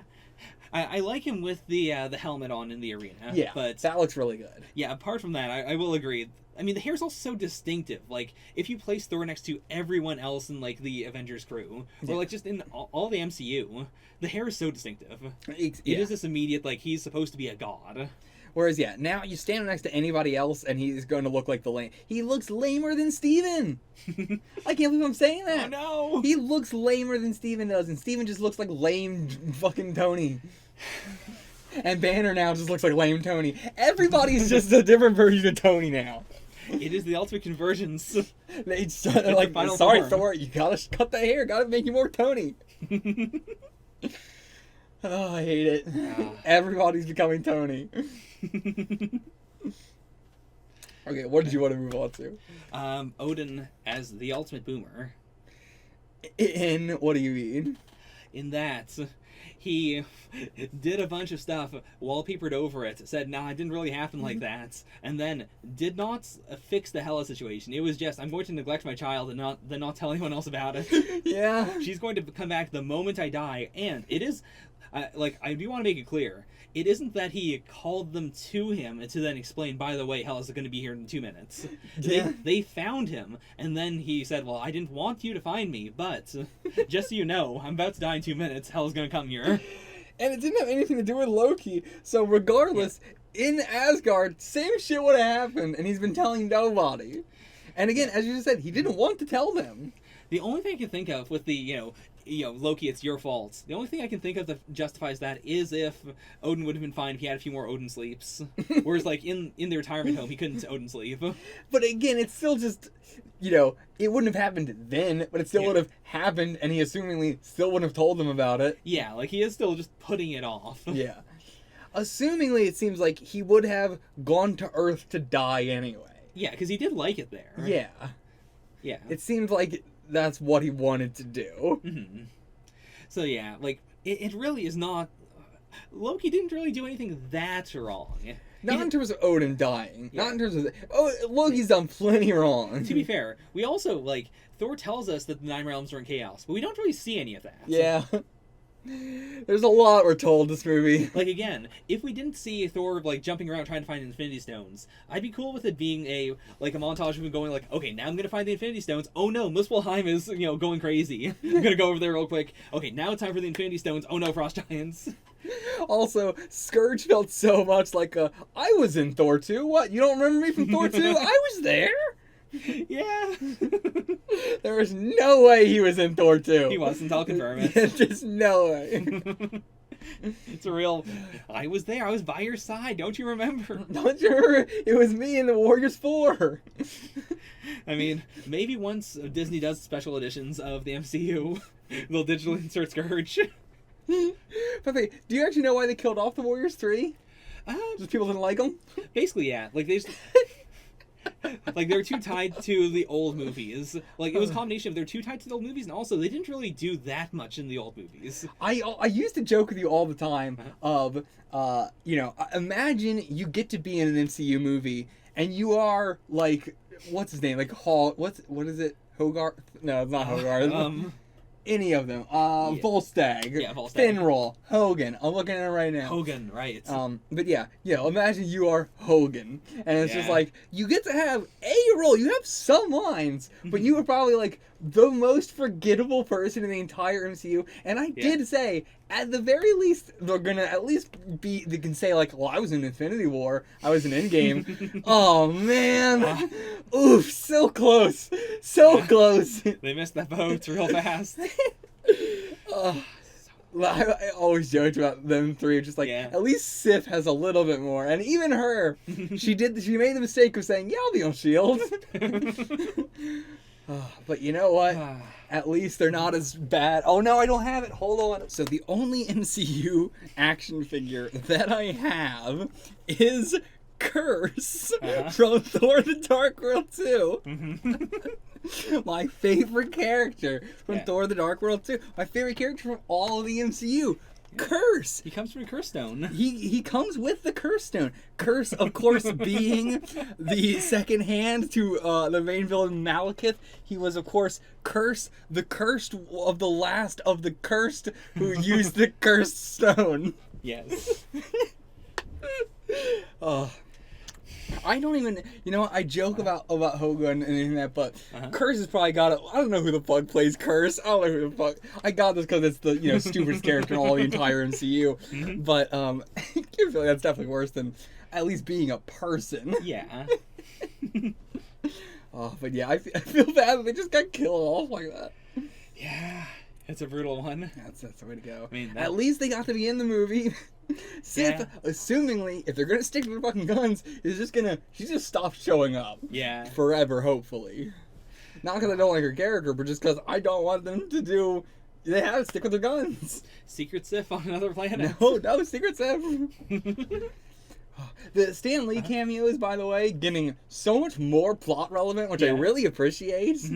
Like, I like that. It's they used to be so just, there's Stan Lee. And I'm like, okay. Like, you used to, good when we're having discussions like, oh, did you see Stan Lee? And I'm like, yeah, who cares?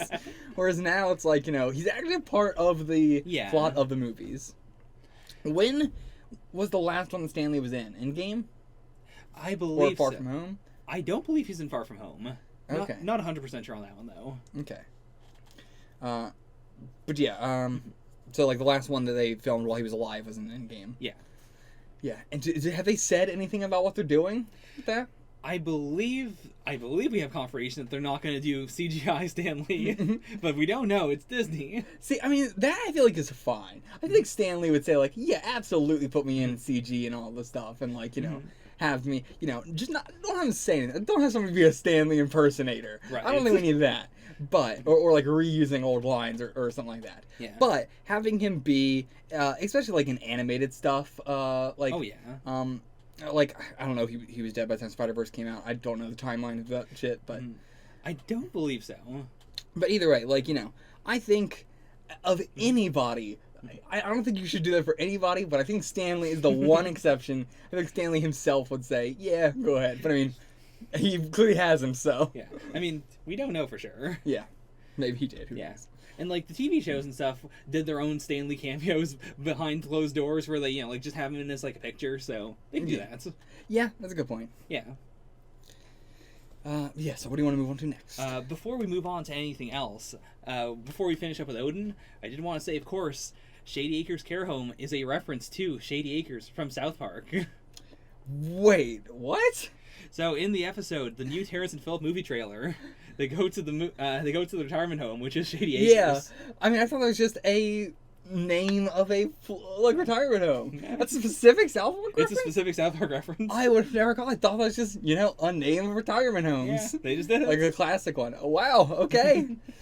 Oh, what? There was something else in this movie that I wanted to make a South Park reference, but I was like, oh, I gotta hold myself back from. But I can't remember what it was now. Now I'm wondering if that actually was. It might have been. But I can't remember what it was now. Oh, well. If I remember it, I'll say it. Yeah. We talked a little about Skurge already. Only thing I want to say is that his death scene with the guns and with, jumping down onto the Bifrost, like, it's a direct recreation of how he dies in the comics. Okay. He's a very similar, he is just an Asgardian half-giant who mostly does stuff for other people. He's kind of a goon. Okay. And then he redeems himself at the ends. Yeah, it was whatever, Yeah. My reaction to it was, yes, of course we have to do this. Sure. That was our reaction. Fair. Now... Oh yeah, I did not realize it was Jeff Goldblum the entire fucking movie. As Grandmaster? Yeah, I did not fucking realize that. I'm so surprised because he's so specific in the way he acts. Yeah, I mean, I guess I'm not that familiar with Jeff Goldblum as a, in his acting roles, to be fair. The only thing I'm really familiar with is just, his old-ass, 90s shit. Okay. And I couldn't even name anything, just that I've seen, shit that he's been in on TV in passing. Yeah. He's big enough that I think most people have that You know, I don't think I have seen a picture of Jeff Goldblum in 20 years, if not more, 30 years maybe, and I haven't even been alive 30 years. Oh boy. But no, I mean, like, in terms of, like, not in 30 years, but I have not seen him in anything since, like, the 90s. Sure. Because I don't watch movies or anything like that, so. Right. And also just, I don't know actors, so if they don't tell me who the actor is, almost every MCU movie is by the end just being like, oh, I recognize that name, The MCU has been a journey of being able to finally put a face to so many names that I've heard throughout all of my life. Yeah, that seems about right. Yeah. Yeah, Grandmaster, pretty good. Yeah, very funny. I love the intricacies of it. It makes so much more sense once I was like, okay, now it's Jeff Goldblum. I totally get it. I know what they're trying to do. Yeah, I really like him as a duo with Topaz, who is his, the older lady. Yeah. Yeah. I really thought we were going to do something with that, too. Like, I thought we were... at first, I thought it was her and the Valkyrie were, like, his, like, two right hands. Right. But it doesn't seem like that. Yeah. Like, the Valkyrie was just sort of a scrapper. Yeah. But, just a good one. Yeah. But, yeah, I thought they were going to have, like, some sort of, like, rivalry there or something, especially at the end when she was going to, like, go after her specifically, but it didn't really seem like that, you know? Not really. There's a lot of stuff that I thought was funny in this movie that if you want to say, like, Guardians 2 was, like, probably the tightest movie in the MCU. Sure. Every joke had a every joke came back, every joke had a payoff. In this one, there's a lot of funny stuff, but it's not tight. Yeah, it's extremely loose, and it feels very improv-y. I'd 100% agree. It's not very tight. It feels like improv-y, not in the way they're speaking improv, but just, you know what I mean? Yeah, like the way in which stuff happens. Yeah. It just seems like they had a lot of different writers and then came together and put it together. It's not a very good... Whoever was the through-line person of this did a bad job.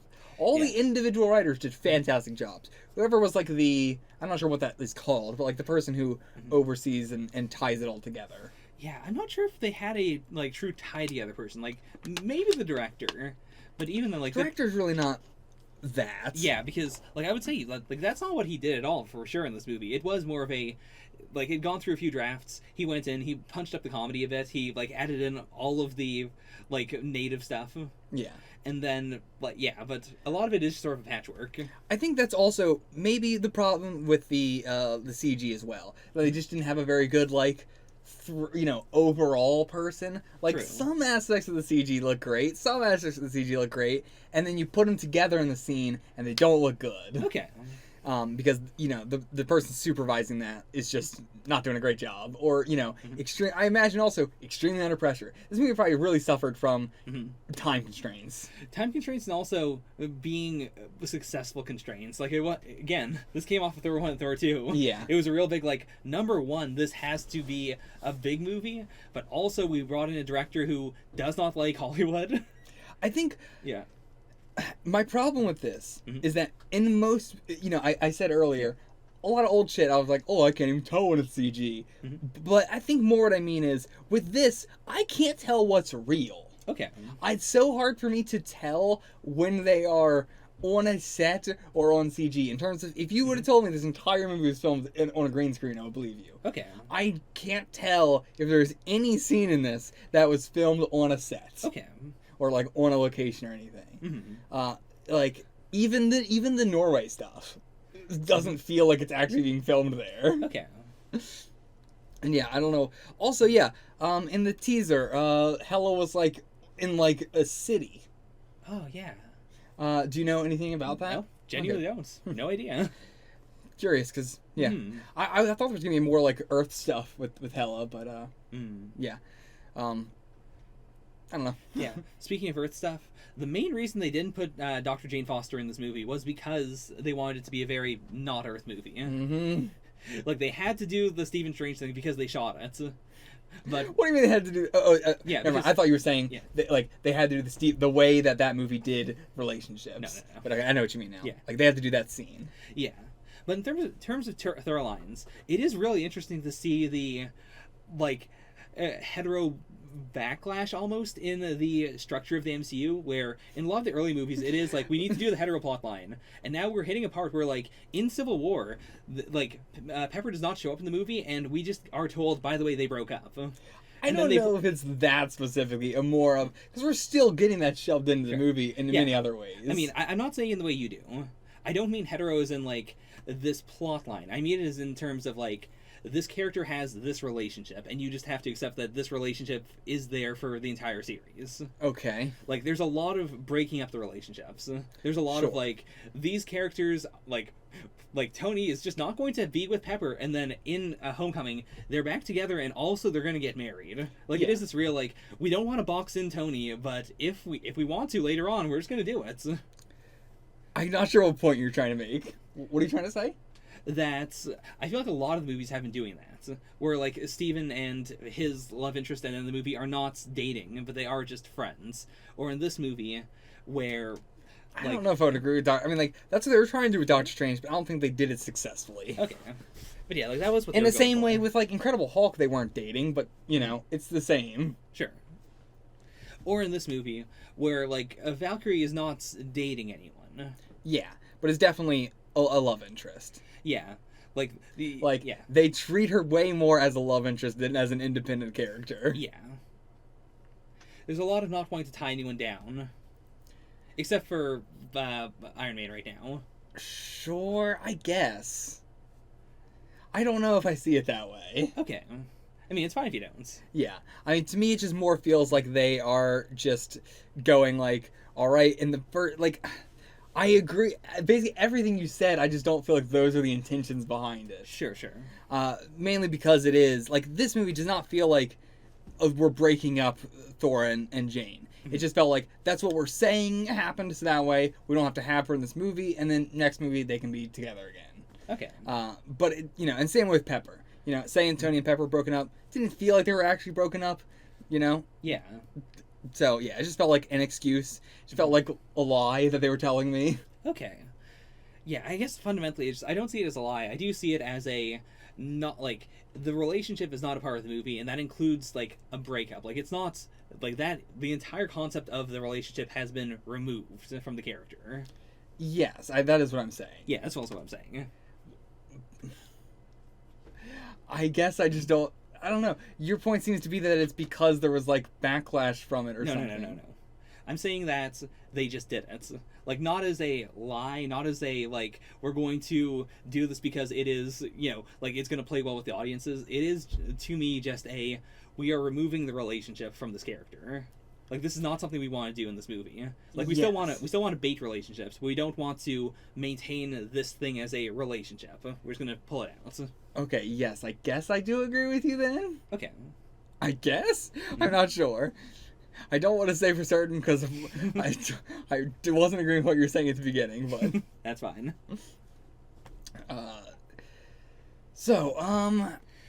Yeah, you were telling me a little bit about the concept of the Grandmaster and the Collector and stuff off camera, which is now now it's confirmed not to be in the MCU. It's not a spoiler. Yeah. Like, in the MCU, they may have some sort of connection just because, like, they have the same face paint and stuff. Yeah. But it does not seem like they are what they are in the comics. So, yeah, do you want to give a brief explanation? Yeah. So, basically, start of the universe. When the universe was much more moldable, when it was more fluid, there were a lot of species that came into existence. Yeah. And of those, most of them did not survive. Almost none of them survived, except for, like, Celestials. Like, a couple of super old, super godlike beings. Okay. But from some of those normie species, there are a couple, like, last of their kinds. And by a couple, I mean, like, 1,000. Yeah. They are known as the Elders of the Universe. Just because they are the oldest things that are not, like, gods or, like, transcendent beings that are around. Right. And so, like, that was, like, the whole time thing they were doing. But, like, they did it a different way. Yeah. Yeah. Or, like, Collector is... he seems like much more normie. He doesn't have any powers or anything. He is just a person who really wants to collect stuff. Yeah. Yeah. And I really want to bring this up into discussion because in the comics, for a while, Ego is not... Like, he's not from the Dawn of Creation, but the Elders considered him to be one of them. Okay. Because he is also, like, one of the only ones of his existence. Sure. He is very big.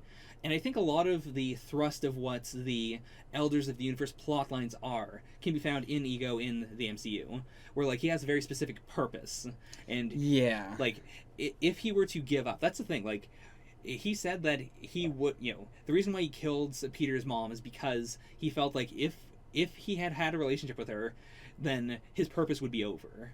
And in the text itself, like in the movie, that doesn't make a lot of sense because it is a like, well, he's immortal. He could wait 100 years until she's dead. But yeah, I can see what they're doing now. Yeah, like if there's this inherent idea with the Elders of the Universe that if they give up their purpose for a long time, they will cease to exist. Like they exist entirely because they want something so hard that they can't die. Yeah, there seems to just be a lot in the MCU that makes sense if you know what was supposed to happen in the comics. Yeah, like it's just one of the things where it doesn't make sense in universe. Like yeah, there's plenty of that. Yeah, the comics are almost self-fulfilling material, even if they're not canon. Yeah. You still need them. Like I really do think, and this is a controversial one, but I do think starting with Thanos actually is when like the MCU delved into this line of we are going to do this thing because we know that the news are going to talk, like news outlets are going to talk about it. We know people and fans are going to be talking about it.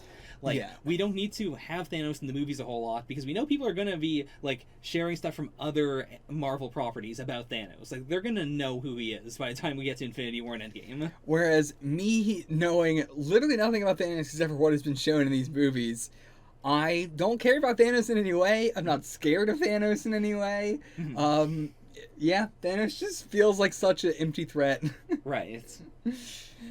It's something that is just like, oh yeah, I guess we're good. Like, if I didn't know that Infinity War and Endgame were coming and stuff, I would usually just constantly forget about Thanos and be like, oh yeah, I guess that's the thing they're doing. Like it's weird that even with the Mandarin, for instance, like we occasionally see a little thing of like a Mook who has a Mandarin tattoo on him. Yeah. Which it doesn't really mean a whole lot because he's not like the big threat of the series. Like no one's saying, by the way, you're gonna wait for the Mandarin. He's the thing that ties all these movies together. Yeah. But because he's kind of in the shadows, he gets to be more of a presence that's being slowly built up, and eventually they'll do something with him. Yeah. Whereas with Thanos, it is this very clear like he's gonna be the big boss, but we're not building him up very much. Yeah, and even then, I'm not sure if he feels like the big boss so much as, like, he feels like a Loki. Okay. Like, Loki very tied into Thor, but, like, how do I put it? What am I trying to say? If I was just watching the movies as they are, not having any, like, outside, info going into it, and I didn't know, like, the movie upcoming schedule or anything. Right. I don't think I would be thinking at the end that was Thanos' ship. Right. I think I would just be thinking, okay, what the fuck is going on down on Earth? My mind would not go to like, okay, that must be Thanos. And also, like, I wouldn't be thinking like, and Endgame is even coming. Right. It does not feel like an Endgame is coming. Okay. It feels like another Avengers is coming, but it does not feel like an Endgame is coming. Sure. So, like, what I would have expected out of Thanos is, like, a Ronin level threat. Okay.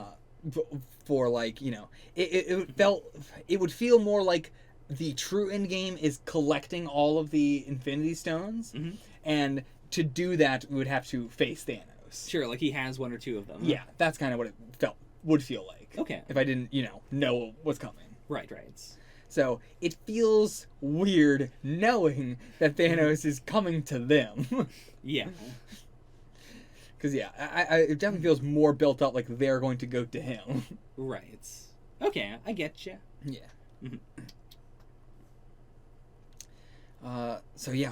Any notes left? Not a whole lot. Like, there's some, general thematic color things. Like, Valkyrie's ship is painted the colors of the Tino Tiratanga flag, which is the flag that is, like, it's not the Maori flag, it is the Maori rights flag. Okay. And in the That's same awesome. in the same way, like the ship that Thor ends up stealing, like the ship that is their ship, is painted in the colors of the Aboriginal rights flag in Australia specifically. That is dope. Like Weird that it's for them, but glad that it's getting, like, representation. yeah, like the main, like the final thrust. I mean, of I the guess movie- it is them because there's a lot of people from the Sakaar on the planet too, or on the ship too. I kind of forgot that it's not just Asgard on the ship. Actually, I don't believe there are many Sakarans on the ship. Are there not? No. Well, I guess it wouldn't be Sakarans, but Yeah. it would be Yeah. people from the planet of No, Sakaar. but even then, I'm pretty sure most of those people are still on Sakaar, like on the planet itself.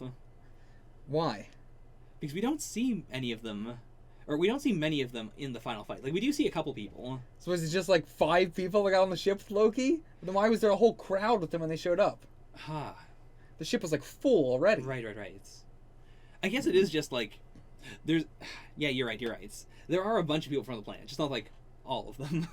Yeah. It is like a fighting force. Yeah, it is. I mean, it's Yeah. all the paid worker. What was it? The pay. It was the prisoners with jobs. The prisoners with jobs. Yes. It's just all the prisoners with jobs. Which, of course, classic line, talking about underprivileged people, talking about people who end up in prison and making stuff because they have to. Yeah. Because if they don't, you beat them. Mm-hmm. They're just prisoners with jobs. They're making money. They're totally not slaves. Don't say that word. I mean, they're not even making money. No, yeah. Yeah. I mean, yeah. When he says people with jobs, yeah. But no, they're not making money. They're not.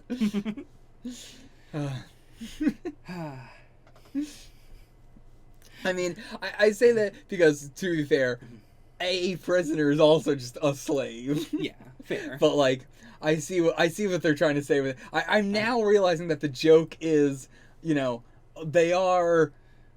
What am I trying to say? That them being prisoners is not enough for them to be slaves. Yeah. It was also the fact that they had jobs that made them slaves, and he was like, Yeah. "Oh no, just call them prisoners with jobs." Yeah. As opposed, I see. You get it. I was too woke for the joke. Too woke. Ah. Too woke.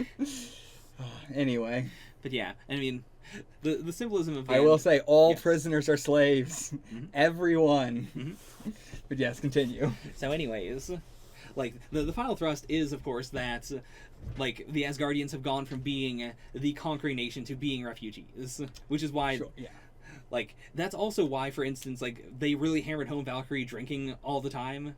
Because that is a classic, like, Aboriginal person who is displaced, who is separated from their culture entirely. Because, like, physically, like, genetically, most Aboriginal people can't handle alcohol. Which is why But with Aboriginal her, why her? Why are they choosing the Asgardians? It is this, like, it is meant to be this combo of they are this conquering culture, but, like, in the same way that, again, like, a lot of Aboriginal cultures are conquering cultures. Not Aboriginals. Yeah. I mean, indigenous people, some maybe, but not Aboriginals. I mean, some. Like what? I mean, I don't know any off the top of my head. I'm not that woke. I'll have to look into it because I've done extensive research on Yeah, you Aboriginal have. peoples and everything. Yeah, I assumed you would have an example, actually. Yeah. No, because like they're like the one of the only ones that's also like quote unquote doesn't do agriculture because Europeans didn't understand what agriculture was. Right. And so it's like they're like a middle ground between hunting and gathering and agriculture and everything. But I don't know anything about them being conquering Okay. in any way. But yeah, I guess I'll look it up then later. Yeah.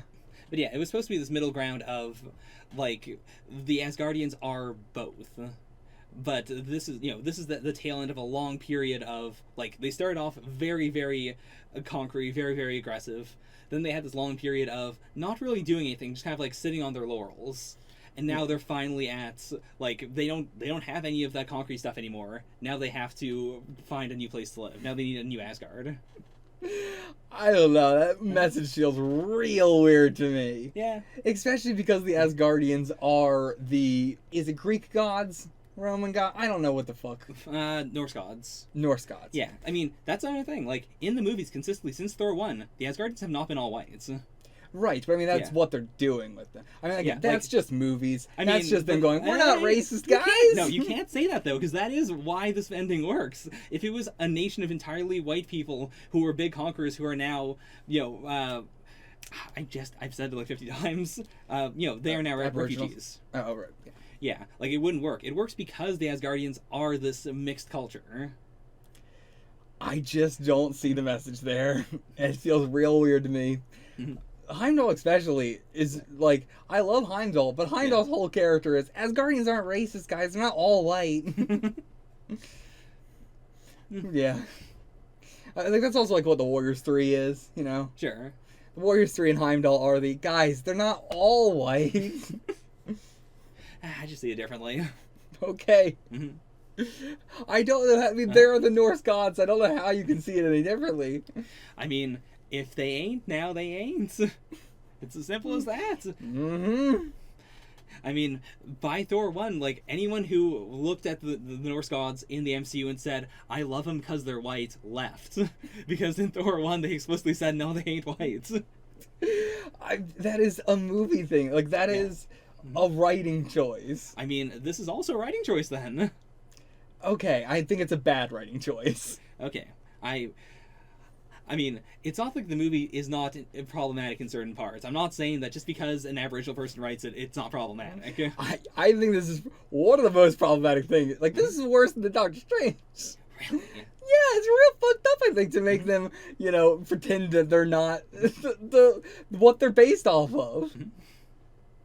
I think it's as if it is the same to me as in all the movies, Hydra is almost exclusively all white. Sure. Like 99.9%. And then S.H.I.E.L.D. constantly, Hydra is 99% not white. Right. Because they're really trying to go for guys, I know they're the Nazis, but we don't want you to think they're racist. And that's exactly what this feels like to me. Sure. It's like, I don't care fuck all about Hydra and S.H.I.E.L.D. that much. Uh-huh. They're fun to watch, but I don't care about them as Hydra. They might as well be a different thing. Because they're not like the Nazis. Right. And I think that if they're trying to go for that here, and I think that's why this feels like Guardians of the Galaxy, they don't feel like Asgard. They just feel like an alien race now. Sure. Yeah, I get ya. But, I mean, I would kind of say, that has just been the thing for all of Thor. Same thing with Hydra and S.H.I.E.L.D. Yeah. It's just we need to show you that they're not all white, even though that is entirely what this is based off of and what their entire culture is based off of. But we're going to arbitrarily say that's not the case. Sure. And I mean, a big part of this movie is also zooming out and showing that, like, Asgard is a planet.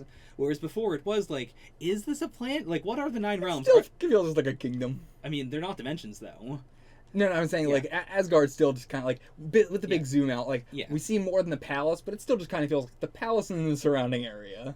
Sure, I mean, that's fine. But I mean, like, it's a planet. Like, it's in space. Sure, but I mean, it's as opposed to, like... tiny. Yeah. But that's fine. Like, Yeah. I'm agreeing with that. Okay. What I'm saying is that this movie makes it extremely clear that, like, the 9 realms are not dimensions. Yeah. Whereas, like, Thor 2 tried to say that very clearly with the world tree, like with the convergence, that they are planets in space and they're just connected. But this makes it like, this is where you get the really big zoom out, and it's like, yeah, this is how the planet works. Like, it is flat. I'll be honest, I don't care about the space anymore. Between going from Guardians to that, to all the different times we talked about the 9 realms in Thor, to the like Devil's Anus now and everything, I don't know how space works in any way. Also, it's Sakaar just making lost things go there. Like, at this point, whatever they say, whatever. I'm going to stop caring about space. Okay. It's just whatever they say, I will accept, and I will just go with it. Okay. I mean, I think that's good. That's what you should be doing. Yeah. I mean, I would like to be able to care about it, but, I mean, maybe you'll loop your way around. Hopefully. Yeah. But yeah, like, if you're looking for physics, I don't think that's what I mean, not that, but I mean, like, back in Thor 1 and Thor 2, we talked a lot about, like, the 9 realms and, like, what are they, and, like, the plot relevance of certain things, where it's like, now, if they talk about I don't care, whatever, I'm not gonna think about space. Okay. But yeah. Anything else? Nah, I think we're good. Okay. Yeah, I don't think there's anything else I really have to say. Like, Yeah. I think this was a good reaction. I just don't think it's going to be, discussions, whatever. I don't really have much to say about it. Yeah, it's fine. Yeah, that's it. We will see you guys for the next one, Black Panther. And then after Black Panther, I'll probably be taking a little bit longer of a break for Infinity War because it's going to be a hell of a long discussion. I got to take my notes for it, like you're going to take your notes for it. And then I got to get back to taking my notes for it finally. I think it's pretty safe to say that for, like, Infinity War and Endgame, like, you want to go and touch all the people that are in that movie, so it's natural. There's going to be a little more weight. Yeah, I'm going to have to watch the movie, take a little bit of a break, rewatch the movie as I take notes, and then be able to do the discussion. I want these discussions to be, as covering as much as they possibly can. Yeah. So, yeah. See you guys for Black Panther first.